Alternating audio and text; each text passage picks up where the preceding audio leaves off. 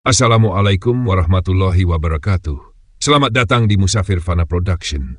Di sini kita akan menyimak kisah-kisah inspiratif Islami yang penuh hikmah dan pelajaran hidup yang diambil dari berbagai sumber terpercaya. Semoga setiap kisah yang disajikan dapat menginspirasi, memperkuat iman, dan menjadi bekal dalam perjalanan hidup kita. Selamat menyaksikan.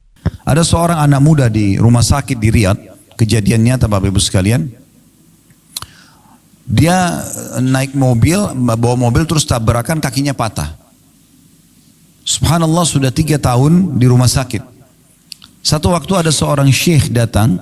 Syekh ini selalu setiap hari bolak-balik ke rumah sakit, pindah dari rumah sakit ke rumah sakit, hanya untuk pamit kepada pemimpin kepala rumah sakit untuk diizinkan keliling kamar-kamar pasien.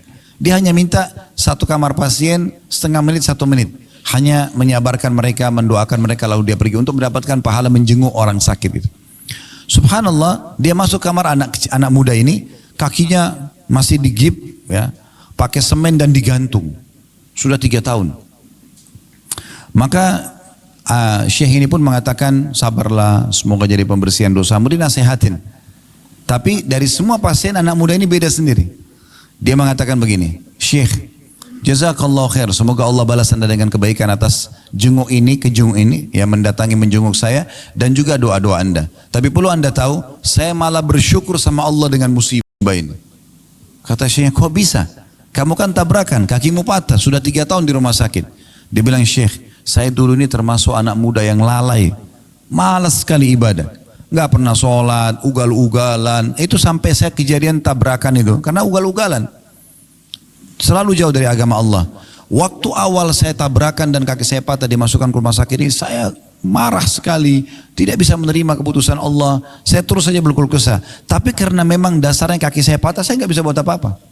Dokter pun nggak bisa buat apa-apa. Sampai akhirnya saya pun mulai merenung, mulai berpikir, sampai pada puncak saya merasakan ini adalah bentuk kasih sayang Allah. Karena kalau saya tidak diginikan, saya memang tidak mau berhenti dulu ugal-ugalan, balap-balap, ganggu orang, mabuk-mabukan, ganggu, buat banyak kesalahan. Maka dia pun, ya mungkin Bapak Ibu maaf kalau mengatakan bagaimana bisa di Saudi ada orang mabuk, itu mungkin ada juga orang jual beli transaksi narkotika, ada orang ditangkap lalu dihukum oleh pemerintah, ada terjadi itu di sana. Yang jelas dia bilang, dan sekarang setelah saya bisa menerima takdir Allah itu, karena saya punya banyak waktu di kamar rumah sakit ini, maka saya pun bisa leluasa ibadah. Sekarang saya beritakan berita gembira Syekh, saya nggak pernah tinggalkan sholat 5 waktu, on time. Yang kedua, saya sekarang hafal 30 juz Al-Quran. Di atas ranjang ini saya hafal 30 juz Al-Quran. Karena saya banyak waktu, hanya saya mulai baca Quran, saya mulai hafal, dan sekarang saya hafal Quran. Dan saya bersyukur dengan Allah atas ujian ini. Subhanallah, semua penuh dengan hikmah. Ada kisah yang lain, seorang dosen di Ummul Qura, Dr. Muhammad, beliau menceritakan dalam salah satu ceramahnya, saya hanya menukil ini tentang bagaimana kita memahami keputusan Allah itu luar biasa. Sangat baik sebenarnya. Tapi tinggal bagaimana makhluk ini kita sebagai hamba berhusnudzon, bersangka baik kepada Allah, walaupun buruk di mata kita. Beliau menceritakan tentang seorang sahabatnya melamar seorang wanita. Setelah sepakat, sudah cocok semuanya, ditentukan hari pernikahan. Subhanallah, 2 minggu sebelum acara pernikahan, tiba-tiba saja tanpa sebab apa-apa, pihak perempuan, si anak perempuannya membatalkan pernikahan. Dan dia mohon-mohon sama orang tuanya, tolong batalkan pernikahannya, saya tidak mau nikah sama laki-laki ini. Maka si laki-laki ini bingung, apa sebabnya? Dia coba konfirmasi, karena ini sudah deal, sudah oke, tanggal sekian akan menikah. 2 minggu lagi akan ada acara, undangan sudah disebarluaskan. Ini gimana memahaminya, ini bagaimana cara menanggapi masalah ini?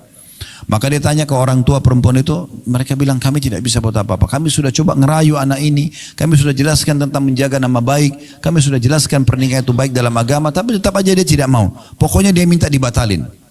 Kata Dr. Muhammad, beliau mengatakan akhirnya dibatalkan pernikahan tersebut. Dari semenjak pembatalan pernikahan dia bilang, teman saya ini terus berdoa sama Allah. Karena satu masjid sholatnya, antara azan iqamah, saya duduk di sebelahnya, yang saya dengar, ya Allah kembalikan wanita ini kepada saya menyukainya, mudahkan pernikahan kami, minta semua kebaikan.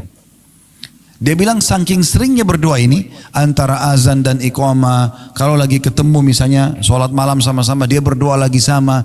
Kalau apa saja kesempatan ibadah dia selalu berdoa, minta khusus untuk kembali wanita itu suka sama dia dan mau menikah. Kata Dr. Muhammad, saking saya prihatinnya sama dia, sampai saya mengatakan, saya pun angkat tangan ke langit mengatakan, ya Allah mudahkan buat teman saya. Tapi subhanallah, berjalan sampai 2 pekan berturut-turut, lewatlah hari H kesepakatan pernikahan, perempuan ini dilamar oleh laki-laki lain, menikah dia. Perempuan itu menikah sama laki-laki lain. Coba bayangkan kalau kita di posisi orang ini, berat sekali gitu. Karena dia sudah oke, dia sudah suka, perempuan itu suka, tiba-tiba batal tanpa sebab. Ditanya kenapa, pokoknya sudah tidak mau aja.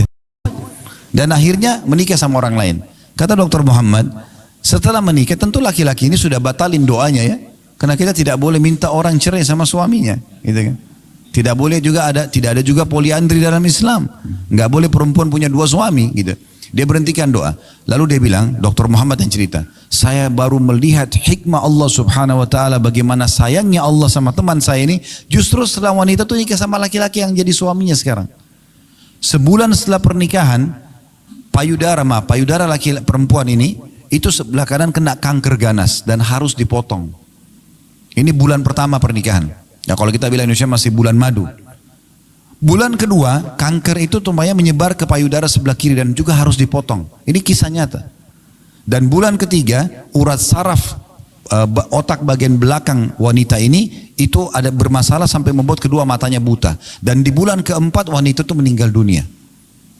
Apa kata Dr. Muhammad? Subhanallah, kalau teman saya ini ya, menikah sama dia tersebut, mungkin dia cuma jadi pengurusnya dan mungkin makin sakit dia karena sudah interaksi biologis, sudah jadi suaminya. Tapi Allah punya hikmah yang luar biasa menyelamatkan kita dari hal-hal yang mungkin di mata kita baik, tapi mungkin tidak baik di mata Allah Subhanahu wa taala. Allah ini Bapak Ibu sekalian lebih sayang kepada kita daripada sayangnya ibu kita kepada kita. Dalam hadis Bukhari disebutkan, pernah Nabi SAW selepas selesai memenangkan peperangan, rupanya di tawanan musuh ada satu ibu ini masih masa menyusui. Dia kehilangan anaknya. Kemudian dia datang ke tawanan perang, dan setiap kali dia lihat anak kecil diangkat, dibalik, dilihat mukanya bukan anaknya, diturunkan lagi sampai dia dapat anak dia. Begitu dia dapat anak dia, langsung dia peluk, disusuin anak itu. Di kancah peperangan penuh debu, lagi suasananya luar biasa, tapi karena ibu ini kehilangan anak, begitu dia dapat, dia sudah lupa semua itu. Anaknya dimasukin ke dalam bajunya, disusuin sama dia. Nabi SAW melihat itu. Lalu Nabi SAW bilang kepada para sahabat, apakah kalian lihat ibu itu? Mereka mengatakan, iya ya Rasulullah. Baik, apakah kalian mengira ibu ini akan mau melempar anaknya ke dalam api? Kalau kita bakar api ini, api unggun, kita suruh ibu itu lempar anaknya, mau nggak? Kata sahabat, tentu tidak ya Rasulullah. Tidak mungkin. Dia pasti akan terus mempertahankan anaknya selama dia mampu. Kata Nabi SAW, demi zat yang jiwaku dalam genggaman yang maksud, demi Allah, sesungguhnya Tuhan kalian Allah lebih sayang kepada kalian daripada ibu itu kepada anaknya. Allah tidak ingin kita celaka. Allah tidak ingin kita masuk ke dalam neraka. Allah nggak ingin kita lapar, nggak ingin kita haus, nggak ingin kita merasa penderitaan, gitu kan? Tetapi sering kali terjadi ujian-ujian itu karena perilaku hamba itu sendiri. Dia penyebabnya. Dia melakukan pelanggaran agama yang akhirnya memang Allah sudah tentukan sebagai takdir, keputusannya akan kena hukuman ini misalnya. Seperti itu. Jadi kita tinggal berhusnudzon dengan Allah Subhanahu wa taala.